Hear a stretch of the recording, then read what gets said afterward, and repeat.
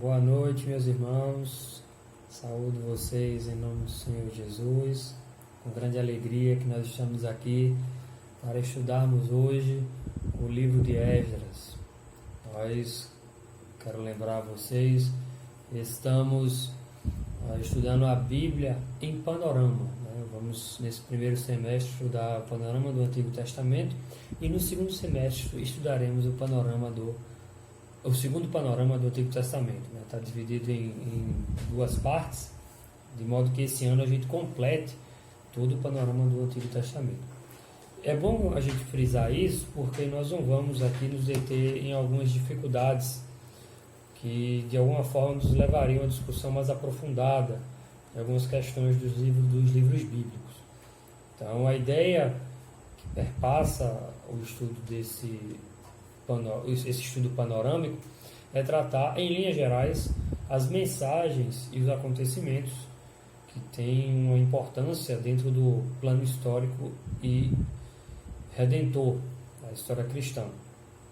Então, nós não vamos nos deter em algumas dificuldades, embora não queira dizer que a gente não consiga em algum outro momento, ou nas salas mesmo da EBD, ou nos grupos que estão aí do WhatsApp, discutir algumas questões que têm algumas dificuldades a mais, ou que tragam alguma dificuldade interpretativa.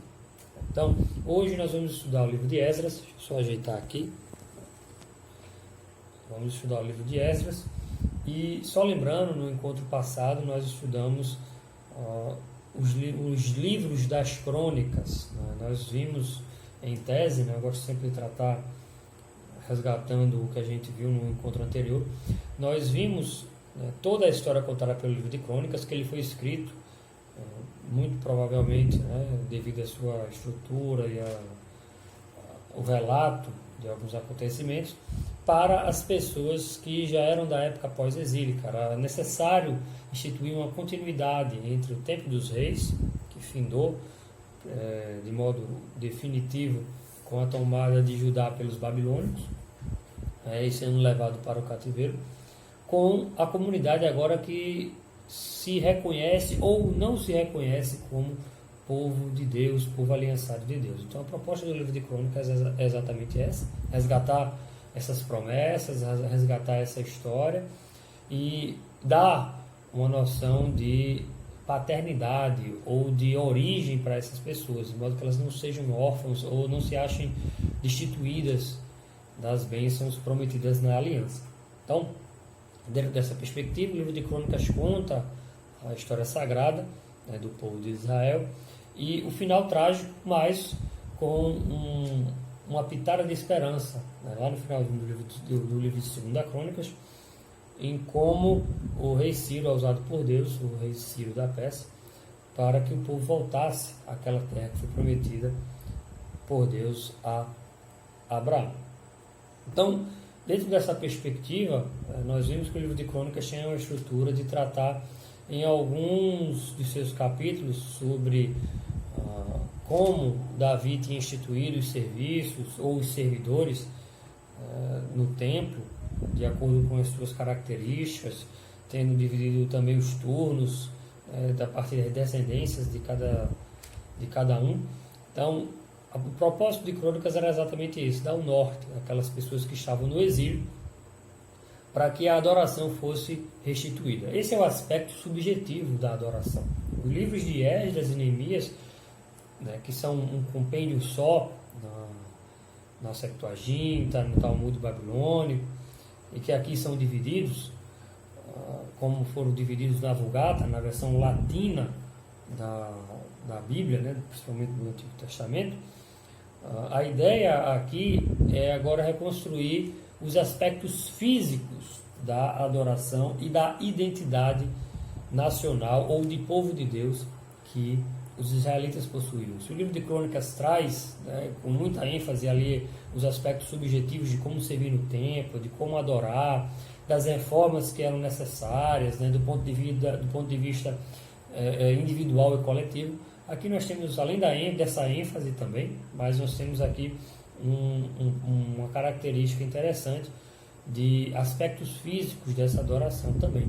iniciando em Esdras com a reinauguração da adoração, né, com o início do relançamento dos alicerces do templo e do altar, bem como a construção do templo e finalizando com Neemias a reconstrução da cidade e do muro, né, uma característica, digamos, no exemplo físico da restauração do povo de Israel. Então, antes da gente entrar propriamente dito no estudo panorâmico do livro de Esdras, eu queria lançar alguns panoramas aqui. A história antiga, ela traz similaridades do ponto de vista de que sempre um povo subjugava o outro e depois de algum tempo esse povo era subjugado por um maior. A história das dominações na antiguidade, principalmente, tem essas características, né? Então aqui não é diferente. Nós vimos que o Reino do Norte ele foi dominado, ele caiu primeiro do que o Reino do Sul pelos assírios. Na sequência, os assírios que tinham dominado o Reino do Norte tentaram ainda dominar o Reino do Sul, mas não conseguiram. Foram dominados pelos babilônicos, esses sim que dominaram o Reino do Sul e mandaram o povo para o cativeiro. Mas os babilônicos também foram julgados. A gente viu algumas ideias relacionadas a isso lá no livro de Isaías, né, que existe o julgamento, né, o futuro julgamento dos babilônicos, e também no livro de Jeremias, no profeta Jeremias. Mas nós ainda não estudamos eles e vamos tratar pormenorizadamente, com mais detalhes, dessas profecias em relação a esse povo depois. Mas a questão é que a Bíblia trata o domínio desses povos sobre o povo de Israel como um julgamento pelos seus pecados e pela sua distância, pelo seu afastamento diante de Deus. Então o que acontece? Deus julga o seu povo através de outros povos, mas Deus também julga esses povos. Então os assírios são julgados pelos babilônicos, os babilônicos serão julgados pelos persas, e isso vai continuar, vindo dos gregos, romanos e assim sucessivamente, mostrando que Deus está no controle da história, que nenhum fato histórico acontece pela vontade humana simplesmente, a revelia da vontade de Deus, mas dentro do seu plano eterno e do seu propósito soberano.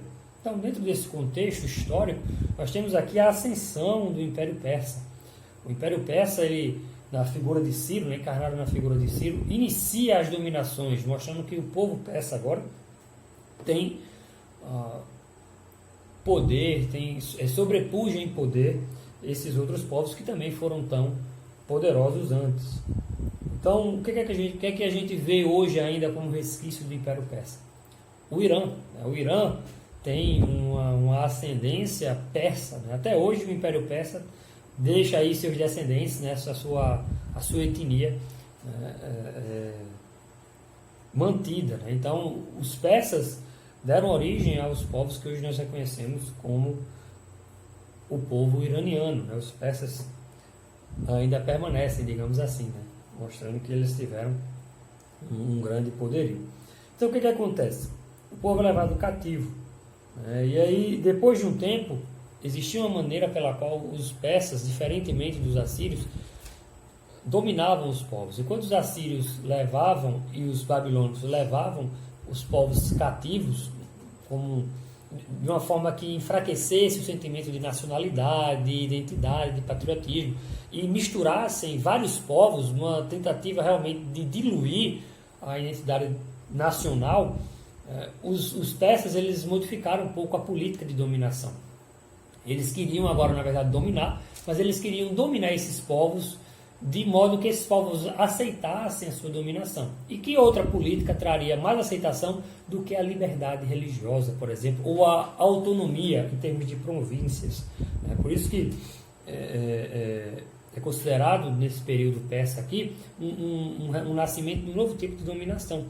Os persas eles agora passam a dominar os povos com a sua anuência, dizendo assim: olha, vocês vão ter um certo nível de autonomia, vocês vão ter um certo grau de autonomia, mas esse grau de autonomia ele esbarra na lealdade ao rei, aos persas. Então, esses povos eles eram beneficiados, por um lado, porque eles podiam desenvolver os seus atos culticos, a sua religião, ter um certo grau de autonomia administrativa, mas eles estavam, no final das contas, subjugados, submetidos ao rei do império, né, que no caso era o rei persa. De certa forma, essa prática prosperou.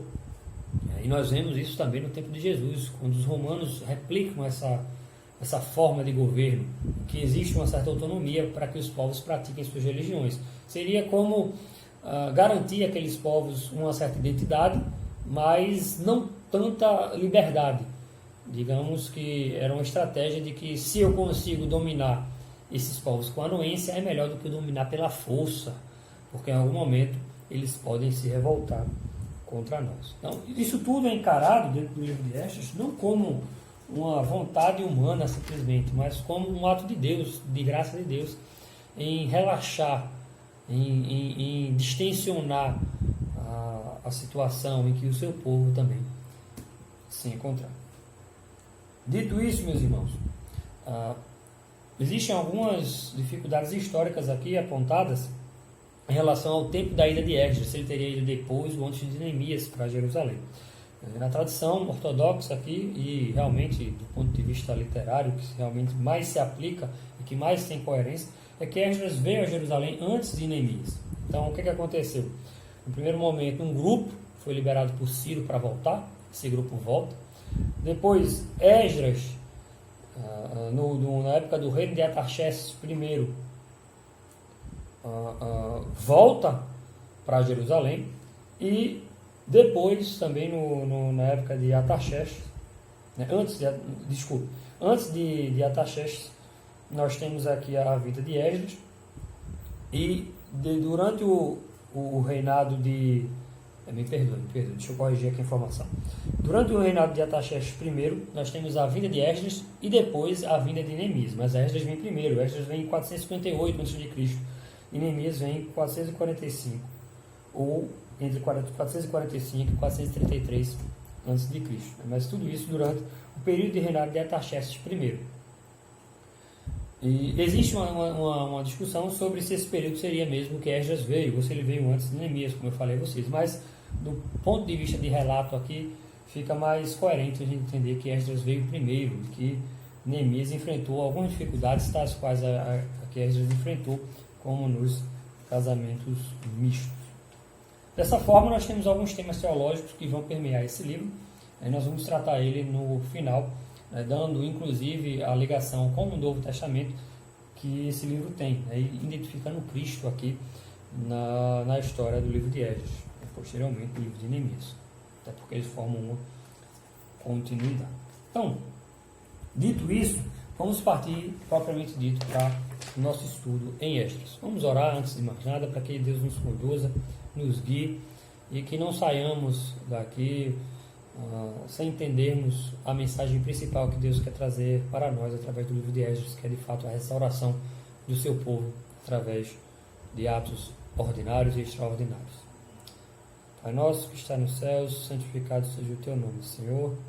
Nesse momento, Pai, nos ajuda para que possamos folhear a mensagem do teu evangelho também aqui no livro de Esdras. Que eu não seja guiado, Senhor, pelas minhas vaidades, pelo meu orgulho, por nada, Senhor. Antes me perdoa, para que eu esteja nessa posição aqui de facilitador, para que juntos caminhemos, ó Pai, em unidade e em edificação do Teu Espírito. Perdoa meus pecados, nos ajuda e que Tu sejas glorificado em mais esse dia. Assim oramos em nome de Jesus. Amém. Meus irmãos, na nossa revista, nós temos aí que o autor desse livro é Esdras, tá? Embora nós não tenhamos a plena convicção de que o capítulo 1 até o capítulo 6 tenha sido escrito por Esdras. Geralmente se trata, dentro da ideia, né, pelos estudiosos de autoria, de que o autor de Esdras também teria sido o autor de Crônicas, né? Ou que Esdras teria escrito Crônicas, já que Crônicas tem algumas similaridades com Esdras. A questão é que nós não temos ideia de fato quem escreveu o livro de Esdras na sua plenitude, mas é possível assim dizer que, de certo modo, Esdras participou ativamente da produção desse livro, em especial do capítulo 7 até o capítulo 10, porque existem relatos que são bem próximos de Esdras. Se não foi ele que escreveu, alguém que andou com ele, né? Então é bem provável que ele tenha participado de alguma forma, direta ou indireta, da composição desse livro. Então, o autor teria sido Esdras, segundo de acordo com a nossa revista, é uma possibilidade plausível. Ele teria sido escrito aqui exatamente depois do fim do cativeiro babilônico. O versículo-chave está lá em Esdras capítulo 7, verso 10, que a gente vai passar por ele também. E a palavra-chave aqui é de humilhação. Nós vamos entender por quê. E para começar, quem é Esdras?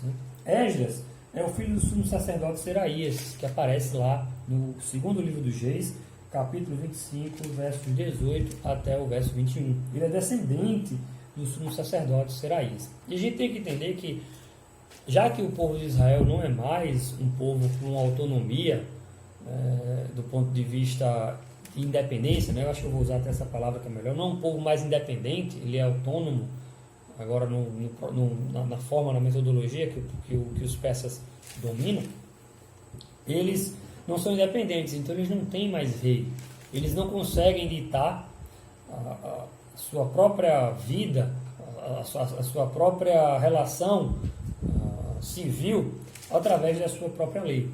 Eles têm um certo grau de autonomia, mas eles não podem transgredir, por exemplo, as leis dos reis de outros povos. Então, dentro dessa perspectiva, a figura do escriba, que no caso é Esdras, a figura do sacerdote, ela ganha mais proeminência. Por quê? Se antes eu tinha a divisão do poder civil e do poder religioso, na figura do rei e do sumo sacerdote, respectivamente, agora eu não tenho mais um rei que seja um rei de Deus, digamos assim, se é que nós podemos usar essa expressão. Mas o que eu quero fazer entender é que não existe mais um rei do povo de Israel que siga a lei de Deus. Então, em tese, ele é o rei que aqui o povo tem agora é um rei ímpio, um rei que não segue as leis de Moisés. Então, a figura do sumo sacerdote, ela ganha uma certa proeminência. Por quê? Porque agora o povo de Israel, ele vai centralizar nessa figura a figura de alguém que deve dar as instruções, deve julgar o povo, deve de alguma forma governar o povo, ainda que não civilmente, mas religiosamente. Isso vai ter reflexos na vida civil, obviamente.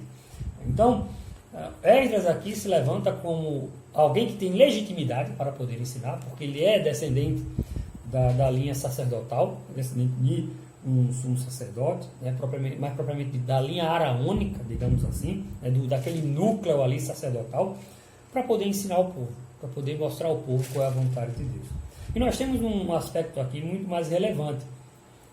Enquanto que os reis de Israel, eles eram instados pelos profetas e pelo próprio povo a seguir os mandamentos de Deus, esses reis ímpios, eles não têm essa obrigação.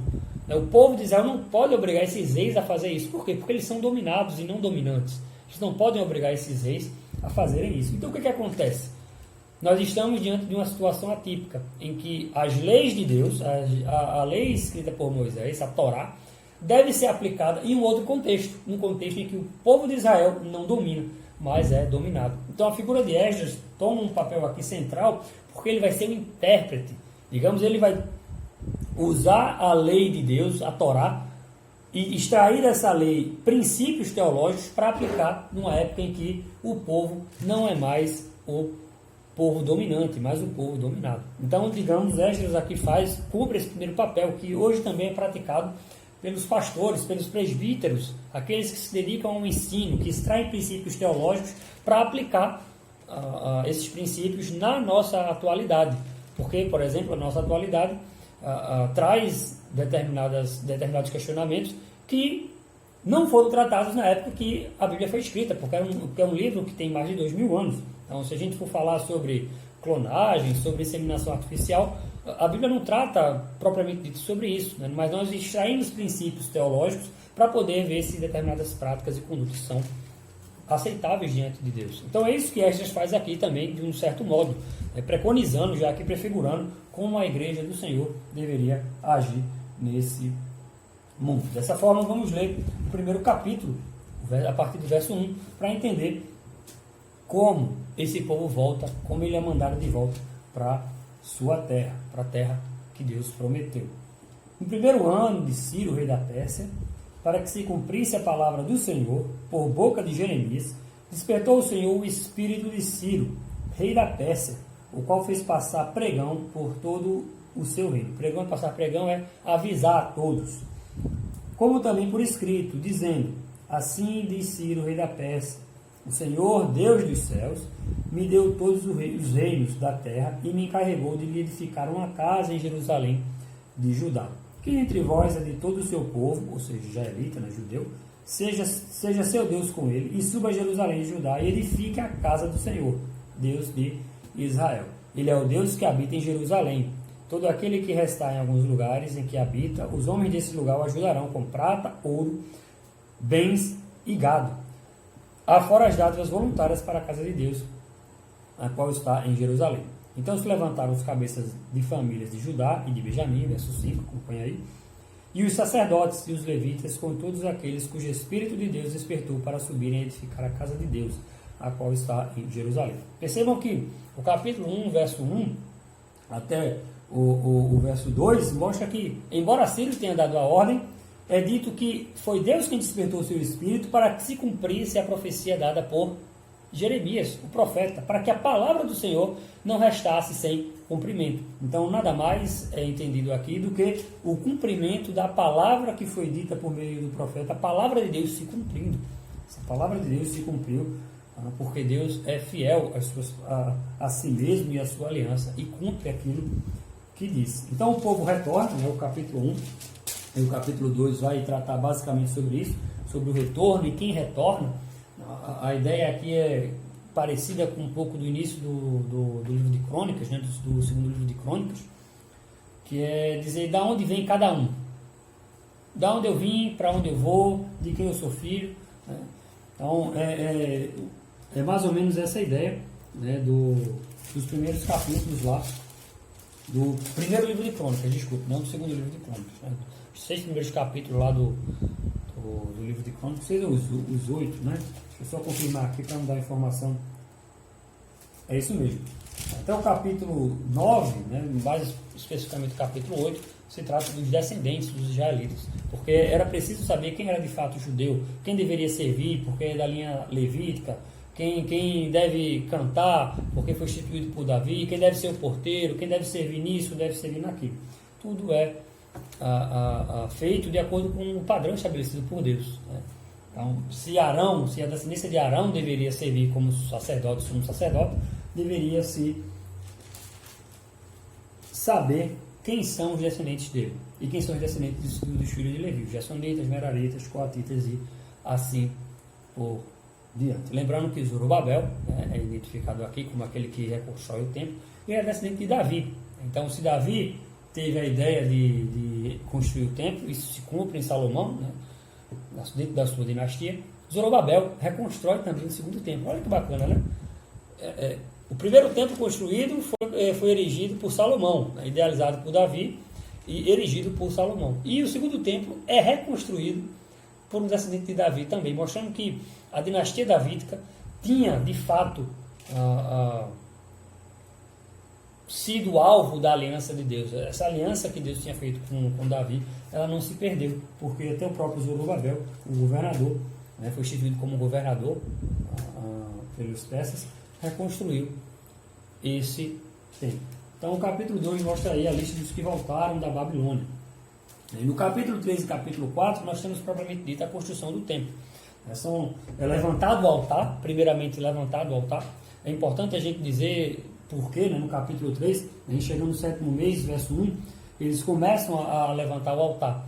Antes do templo estar construído, era preciso instituir alguma forma de adoração. Se o povo fosse somente adorar a Deus após a construção do templo, eles passariam pelo menos todo o tempo da construção sem ter nenhuma liturgia, sem ter nenhum ato de culto, ter nenhum culto. Então, por isso que o altar ele é levantado primeiro, porque isso já dá ao povo de Israel, ao povo judeu, a possibilidade deles adorarem a Deus. Então, eles começam a adorar a Deus aqui. Então, desde o primeiro dia do 7º mês, verso 6, acompanhe comigo aí, capítulo 3 de Esdras, a partir do verso 6, começaram a oferecer holocaustos ao Senhor, porém ainda não estavam postos os fundamentos do templo do Senhor.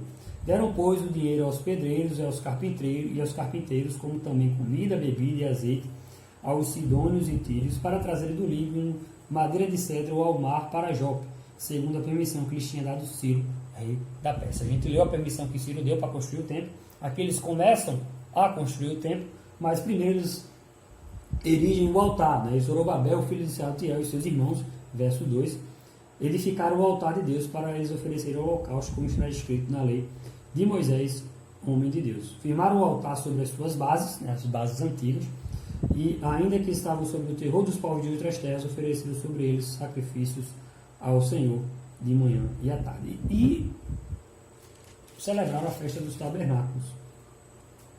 Então, o altar aqui ele foi erigido. Nós temos aqui a celebração da festa dos tabernáculos. Todo o sistema sacrificial foi colocado em andamento desde o princípio, pois os sacrifícios eram essenciais para manter a aliança de Israel com Deus. E logo em seguida, no segundo ano da sua vinda à casa de Deus em Jerusalém, no segundo mês, Zorobabel, filho de Sealtiel, ele vai lançar os alicerces do templo. E o que mais fica aqui de bonito nesse lançamento dos alicerces é que após o lançamento dos alicerces existe uma comoção geral, né, do povo que voltou do cativeiro babilônico. Acompanhe comigo no verso 10 do capítulo 3.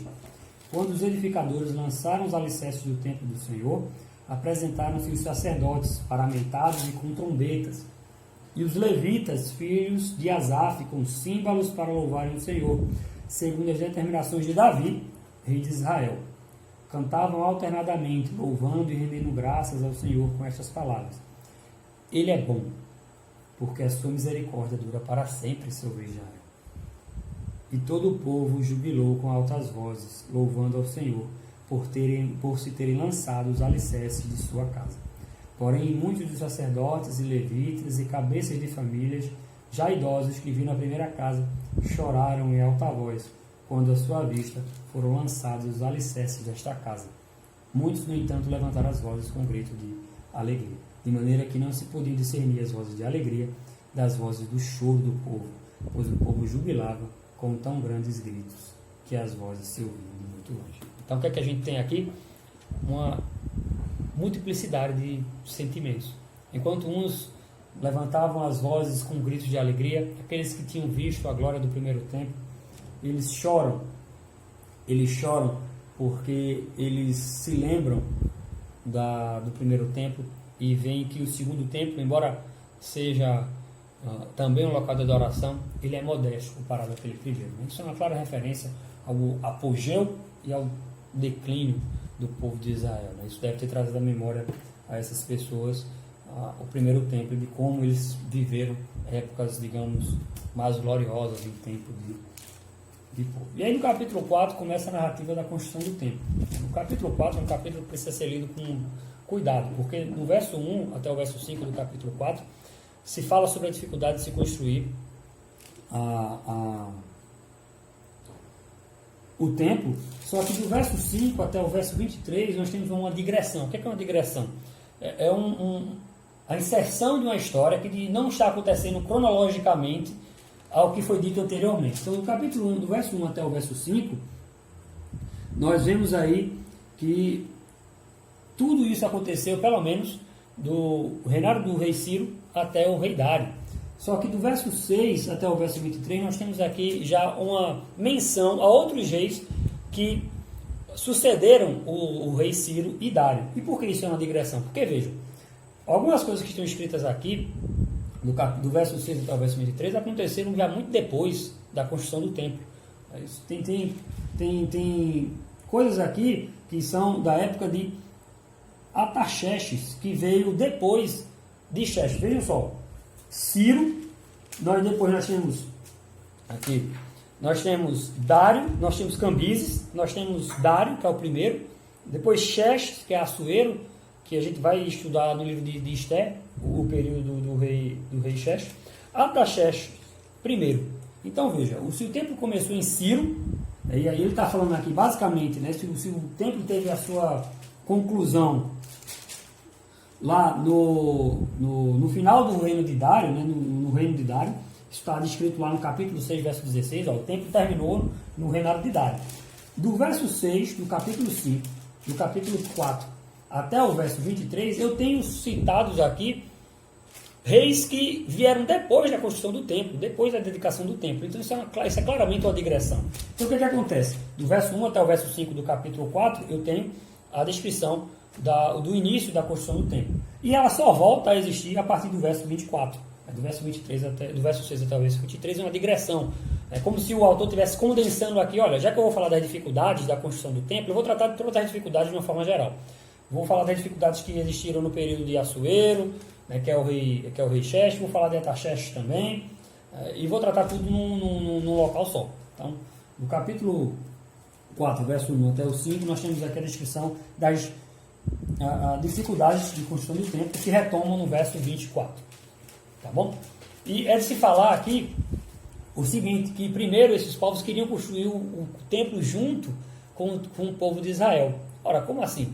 Lembrem que esses aqui, que estavam edificando o templo, eles são considerados Judá e Benjamim, propriamente dito o reino do sul. E aí vieram algumas pessoas que, na verdade, eram da área de Samaria. Se instaura aqui já uma divisão que iniciou lá desde a época da divisão do reinado.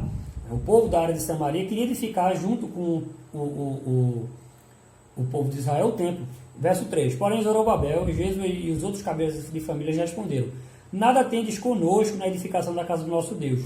Nós mesmos sozinhos a edificaremos ao Senhor, Deus de Israel, como ordenou Ciro, rei da Pérsia. Né? Por isso que depois os samaritanos vão tentar construir o seu próprio templo. Então, tem que ficar claro aqui que o escritor resume cronologicamente várias tentativas de interromper os trabalhos de reconstrução durante o reinado de Ciro, de Xerxes e de Artaxerxes. Em seguida ele volta ao tempo de Dário, Dário I. Aparentemente esses adversários tenham vindo aí com boas intenções. Fica claro que na verdade eles não adoravam somente o Deus de Israel. Era um culto sincrético que levava em consideração vários deuses de vários povos que habitavam naquela região de Samaria. Eles eram de Samaria e de vários lugares. Né? Como eu falei, a ideia de dominação dos assírios e dos babilônicos era misturar todos os povos de modo que houvesse uma diluição de identidade nacional, enfraquecendo assim a luta por independência, né? Diminuindo o número de revoltas. Acontece que do verso 6 até o verso 23, nós temos aí várias dificuldades. Né? Esses povos, já que não foram autorizados a construir o templo junto com o povo, eles começam a criar dificuldades. E aí escrevem cartas e mais cartas aos reis, dizendo que Jerusalém já tinha sido uma cidade rebelde, que no passado já tinha se levantado contra outros reis que porventura quisessem dominá-la, e que aquele povo estava reconstruindo a cidade. Então a ideia desses povos aqui é de clara oposição, não só ao povo de Israel, mas ao próprio Deus, porque estavam tentando demover aquele povo de voltar a uma adoração genuína. Né? É bom a gente dizer aqui que depois dessa reconstrução, gente, depois da volta do exílio, a idolatria foi praticamente extirpada, né? Digamos assim, estou falando aí daquela idolatria clássica, né? De adorar outros deuses. Foi praticamente extirpada, né? Motivo pelo qual os judeus começam agora a radicalizar essa questão da idolatria. Mas isso ainda vai demorar um bom tempo, né? E vai culminar, esse zelo vai culminar na revolta dos macabeus. Então, no verso 24, a partir do verso 5, do verso 24, depois do capítulo 5, até o capítulo 6, nós vamos ver aqui o término da construção do templo. O templo é finalizado. E olha quem desempenha papel importante nisso: Ageu e Zacarias, capítulo 5, verso 1. Não foi, diferentemente do começo do livro, que o rei Ciro mandou edificar a casa ao Senhor. Aqui quem manda voltar à construção são os profetas Ageu e Zacarias. Nós vamos estudar depois esses profetas menores, Ageu e Zacarias. Vamos ver o que eles estavam falando. Né? Em tese, em síntese, era que o povo havia se acomodado, né? Tinha deixado a casa do Senhor para lá. Então Deus levanta esses dois profetas e diz: continuem, façam a obra da casa de Deus. Vocês estão morando nas suas casas e a casa do Senhor está lá, sem ser edificada. Então não é Dário que manda voltar a construir. Quem manda voltar a construir é o próprio Deus, e levanta profetas para essa finalidade, para motivar o povo. E nova oposição se levanta, mas essa oposição ela cai porque Deus estava com esse povo, porque esse povo tinha uma obra para terminar, não podia parar. E além do mais, a oposição pensou que ia parar a construção. O que aconteceu? Não só o rei Dário, ele permitiu que o povo continuasse a edificar o templo, como mandou que os povos daquela região, que os governadores daquela região, dessem todo o material necessário para que a construção do templo fosse terminada. E no capítulo 6, verso 13, nós temos aqui a finalização do templo, né? Então, a partir do verso 13, vamos começar na verdade do 14. Os anciãos dos judeus iam edificando e prosperando em virtude do que profetizavam os profetas Ageu e Zacarias, filho de Ido. Edificaram a casa e a terminaram segundo o mandado do Deus de Israel, segundo o decreto de Ciro, de Dário e de Artaxerxes, rei da Pérsia. Acabou-se esta casa no dia 3º do mês de Adar, no 6º ano do rei Dário. Então nós temos aqui o final do templo e depois vem o início da menção a Esdras, né? Então, os filhos de Israel, eles dedicam o templo, né? E é interessante, né? Porque sempre que há alguma instituição de adoração, eles celebram a Páscoa, né? A Páscoa foi celebrada por Moisés lá na libertação do povo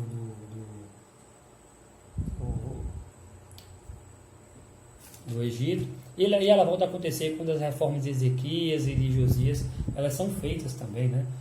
Quando o templo é erigido, isso é feito também, é celebrado ali o momento de adoração ao Senhor. Então, sempre que existe a restauração do povo, é momento para celebrar, para comer a Páscoa. E não é diferente aqui. Então, o que acontece? O templo é erigido, a adoração volta, mas é preciso que o povo, de fato, tenha agora a instrução acerca da lei de Deus. E quem cumpre esse papel é Esdras. Artaxerxes envia Esdras a Jerusalém. Aí o verso 10 é exatamente o versículo-chave da nossa revista. Vamos ver o verso 10.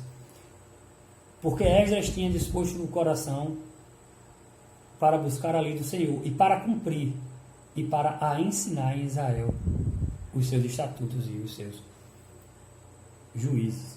Então, porque ele tinha disposto no coração, né, Deus usa aqui o rei Artaxerxes para mandar Esdras, filho de Seraías, para aquela terra para poder ensinar ao povo. E eu só queria lembrar que o rei Artaxerxes manda Esdras, mas ele não manda Esdras simplesmente de todo jeito. Ele manda Esdras com a carta de sua autoridade e diz assim, lá no verso 25: Tu, Esdras, segundo a sabedoria do teu Deus que possuis, nomeia magistrados e juízes que julguem a todo o povo que está da além do Eufrates, a todos os que sabem as leis de teu Deus e ao que não as sabe, que las façam saber. Todo aquele que não observar a lei do teu Deus e a lei do rei, seja condenado ou à morte, ou ao desterro, ou à confiscação de bens, ou à prisão. Bendito seja o Senhor teu Deus de nossos pais, que deste modo moveu o coração do rei para ordenar a casa do Senhor, a qual está em Jerusalém, e que estendeu para mim a tua misericórdia perante o rei, os seus conselheiros e todos os seus príncipes poderosos. Assim me animei, segundo a boa mão do Senhor, meu Deus, sobre mim, e ajuntei de Israel alguns chefes para subirem comigo.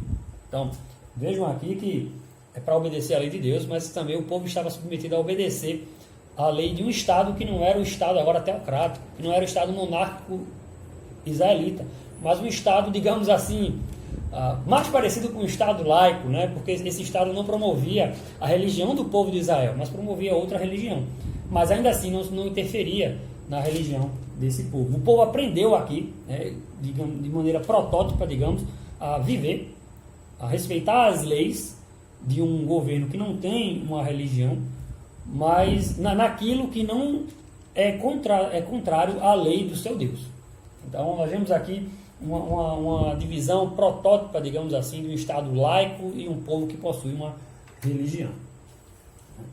E aí Esdras volta, né? Ele leva algumas pessoas com ele, e o ponto alto disso aí está no verso 21 até o verso 23, porque ele apregou um jejum, ele ora, ele tem medo de pedir ao rei guarnições para poder irem com eles pelo caminho, porque ele diz que a boa mão do nosso Deus é sobre todos os que o buscam para o bem deles. Então eles jejuaram e, levando os tesouros que o rei tinha dado para levar para a casa que tinha sido edificada, né, a casa do Senhor, eles conseguiram chegar lá. E olha o que ele diz aqui no verso 23, né? Nós, pois, jejuamos e pedimos isso ao nosso Deus, e ele nos atendeu. Eles passaram o caminho todo aí, não foram saqueados, não foram atacados. Isso ele atribui ao jejum. Esdras levanta o jejum aqui, ele percebe que nenhum ato que ele vai fazer é desprovido de espiritualidade. Ele se coloca diante de Deus e percebe a mão de Deus nesse ato de não ser atacado. Diferente de Neemias, né? Neemias pede, depois lá no livro de Neemias a gente vai ver isso, pede um aparato militar para poder acompanhar ele, mostrando que Deus age tanto extra como ordinariamente. Isso se cumpre perfeitamente em Jesus. Jesus é tanto extraordinário por ser Deus, mas é também ordinário por ser homem, por ser humano. Deus age tanto divinamente quanto humanamente em Jesus, nessa sua dupla natureza, tão disputada nos primeiros 7 concílios da igreja. Então eles chegam a Jerusalém, e dessa passagem aqui, né, embora a gente tenha dito lá o verso-chave, é o 7:10, ele se desdobra em outras questões aqui bastante importantes. Se Esdras colocou no seu coração ensinar o povo de Israel, isso se desdobra em prática, e essa prática está lá no capítulo 9 e no capítulo 10. O capítulo 9, no ponto de vista subjetivo, de confessar os pecados, e no capítulo 10, do ponto de vista prático, coletivo, em o povo se afastar dos casamentos mistos. Então, verso 1 do capítulo 9, o povo de Israel e os sacerdotes e os levitas não se separaram dos povos de outras terras com as suas abominações, eles começaram a casar. E o verso 6 mostra o início da oração de Esdras: meu Deus, estou confuso e envergonhado para levantar a ti a face, meu Deus, porque as nossas iniquidades se multiplicaram sobre a nossa cabeça e a nossa culpa cresceu até aos céus. Desde os dias de nossos pais até hoje estamos em grande culpa, e por causa das nossas iniquidades fomos entregues, nós, os nossos reis e os nossos sacerdotes, nas mãos de outros reis de outras terras, sujeitos à espada, ao cativeiro, ao roubo, à vergonha, como hoje se vê. E aí no verso 14, na parte B, ele começa a dizer: não te indignarias tu assim contra nós, até de todo nos consumires, até não haver restante nem alguém que escapasse? Ah, Senhor Deus de Israel, justo és, pois somos os restantes que escaparam, como hoje se vê. Eis que estamos diante de ti, na nossa culpa, porque ninguém há que possa estar na tua presença por conta disso. Então, enquanto ele fazia isso, o verso 1 do capítulo 10 diz que ele orava e fazia confissão, chorando, prostrando diante da casa de Deus, ajuntou-se a ele de Israel muito grande congregação de homens e mulheres e de crianças, pois o povo chorava com grande choro. O povo todo chorou, porque o seu líder, Esdras, se colocou diante de Deus, confessando os pecados da sua nação, confessando os seus próprios pecados. O povo também se comove, O ato de Esdras é um meio de graça pelo qual Deus move aquele povo, Então, se nós temos o restabelecimento de um meio de graça, que é o culto, através da adoração, lá do altar sendo iniciado, nós temos agora um outro meio de graça aqui sendo revelado, A confissão dos pecados, a oração de confissão de pecados, a oração diante de Deus. O jejum é bem discutido aí, mas e a aplicação da lei de Deus como meio de graça para que o povo agora fosse totalmente restaurado. E no capítulo 10 nós vemos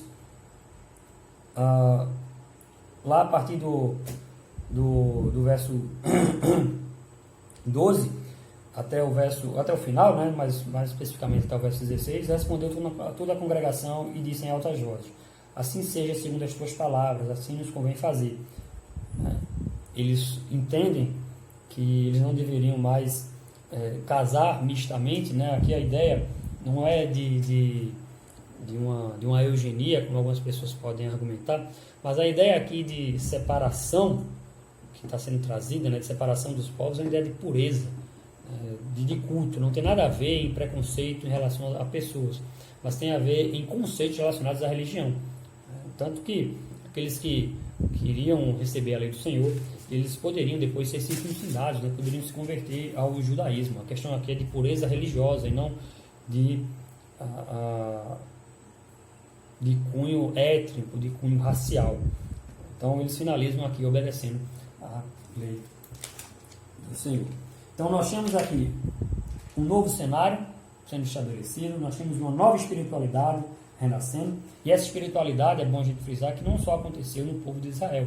Naquela mesma época, né, florescia o zoroatrismo, a filosofia socrática, o budismo na Índia, Confúcio na China. Então se fazia mais necessário ainda se identificar o povo de Deus na sua religiosidade, no seu culto, né?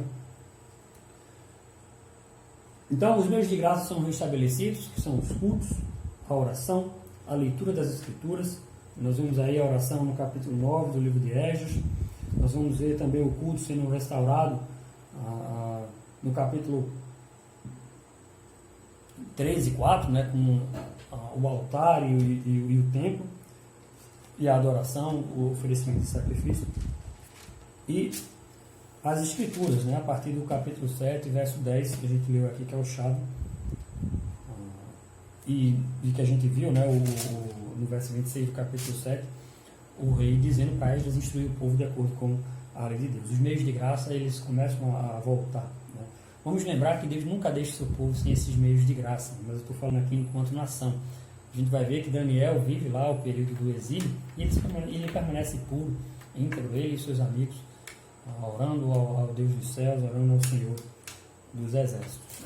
Para cada período desse aí, Deus sempre dá o refúgio. E o Novo Testamento, né? E Cristo, e essa revelação, e as aplicações para nós. Pelo menos 5 aplicações em relação, 5 referências a Cristo nós podemos notar aqui no livro de Esdras. Primeiro, que o trabalho de Esdras e Neemias, né, ele, de uma forma geral, ele vai apontar exatamente para Jesus, né? Porque, como eu falei, sempre os descendentes de Davi erigem o templo, mas é Jesus que vai erigir o templo propriamente dito, né? O templo verdadeiro. Lembre que ele fala lá, esse templo de Zorobabel, ele sofre uma reforma na época de Herodes, né? Ele passa 46 anos lá até ser totalmente terminado. Jesus diz desse templo, né, que ele destruiria e reconstruiria esse templo em 3 dias. Ele estava falando do próprio corpo. É essa aplicação que a gente vai ver no Novo Testamento, né? Dizendo assim, olha, esse templo aí que vocês estão se maravilhando lá, Mateus capítulo 24, verso 1, Marcos 13, 1, eu destruo ele e reconstruo em 3 dias, mas ele falava do próprio corpo. Então, aponta para o perfeito templo que é erigido por Cristo. É o templo que ele fala que é o próprio corpo dele. Isso aponta para Cristo de uma forma magnânima, né? O descendente de Davi que erige o templo perfeito. Nenhum outro conseguiu, mesmo em toda a sua glória, fazer isso, como Salomão. Zorobabel, Esdras e o próprio Neemias são tipos de Cristo, né? A tipologia bíblica aqui, mostrando que, do mesmo modo que eles vão dedicar a própria vida a conduzir o povo de Deus às bênçãos divinas, Cristo nos conduz às bênçãos supremas e eternas. Aquela ideia de que o físico, né, que foi feito aqui durante toda essa história é apenas figura do celeste, do eterno, do supremo, do perfeito que Jesus alcançou para nós. Eles também, né, Cristo também confrontaria e corrigiria o povo em pecado de Israel, né? Isso foi isso que Esdras fez aqui, propriamente dito, no capítulo 9 e no capítulo 10. Cristo faz isso também, apontando os erros, os pecados e chamando o povo ao arrependimento, porque o reino dos céus era chegado. Jesus purifica o templo. Ele purifica o templo lá em Mateus capítulo 21, versos 12 e 13. O templo é um elemento central da fé cristã. Então, ele não apenas purificou o templo, como ele se torna o templo, né? Lá em João 2, 19 a 22, nós vemos isso aí. Jesus se tornando o próprio templo, né? Então, Cristo instituiu a igreja como o templo de Deus, 1 Coríntios capítulo 3, verso 16 e 17. Quando ele voltar, ele vai trazer a Nova Jerusalém, e ele, com o seu próprio Pai, vai ser o templo, Apocalipse 21, 22. Então, o templo está no centro da fé cristã e na ideia de comunhão, de adoração a Deus. Isso aponta para Cristo de forma perfeita. As próprias reformas morais que Esdras e Neemias fizeram se cumpriram também em Cristo, né? Mateus 5, 17 a 19, Jesus mostra que a lei estava sendo entendida de maneira errônea. E ele faz essa reforma moral através do correto entendimento, da correta interpretação das Escrituras. O que fez também Esdras, né, quando voltou lá do exílio. Né? Ele interpretou a lei e ensinava a ler o povo. Foi isso que Jesus fez e está claramente tão exposto em toda a sua vida, mais especificamente dos capítulos 5 a 7 do livro de Mateus. E o próprio Cristo é quem purifica, que nos purifica dos nossos pecados. 1 João 1:9. Então, nós vemos, e o quinto ponto é que agora não temos mais a marca distintiva de um judeu como geográfica, né, mas aqueles que aceitam a lei, até porque algumas pessoas não conseguiram provar que elas eram descendentes de fato de judeus, né, e estão descritos lá no livro de Esdras. Mas aqueles que aceitariam a lei estariam dentro do povo judeu. Então, tanto o culto cristão, a organização eclesiástica, a vida em comunidade, os empreendimentos missionários e outros elementos da fé cristã se firmaram em grande parte nessas mudanças por conta do ministério de Esdras. Então, essa ligação que Esdras tem com o Novo Testamento. Tá? E quais são as aplicações que a gente poderia tirar disso daí? A primeira é o seguinte, né, eu vou começar por partes, né, do capítulo 1 até o capítulo 6 e do capítulo 7 até o 10. No capítulo 1 e no capítulo 2 nós podemos ver que Deus é soberano, que Ele age por meio das pessoas, ainda que essas pessoas não o adorem.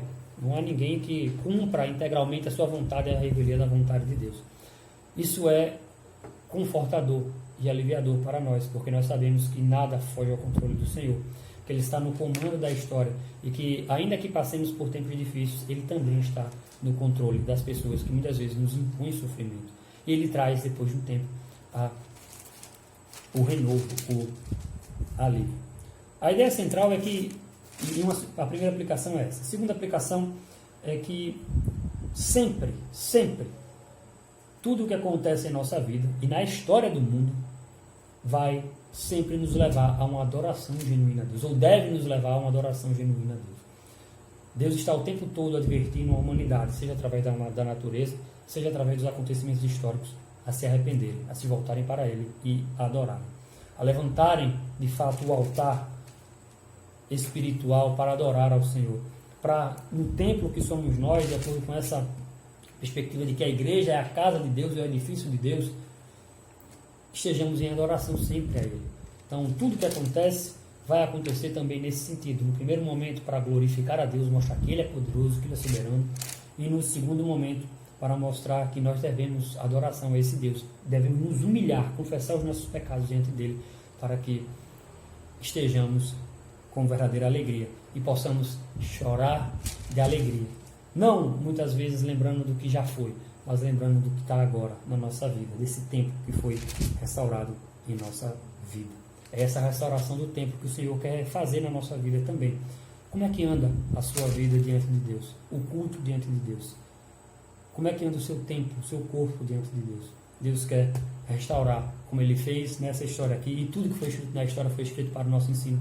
Quer restaurar também o contato que Ele tem com você. Restaure esse contato com o Senhor e adore-o.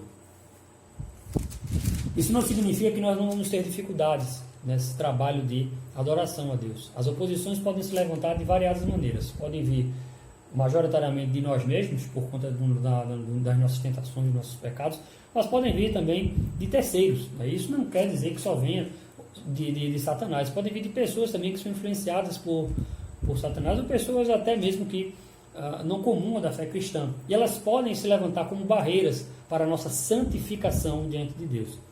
O livro de Esdras nos ensina que nós devemos permanecer íntegros e firmes na obra que Deus nos separou. E por isso que Deus levanta também não só o templo, restaurando não só o templo, como também levanta homens de Deus para motivar o povo.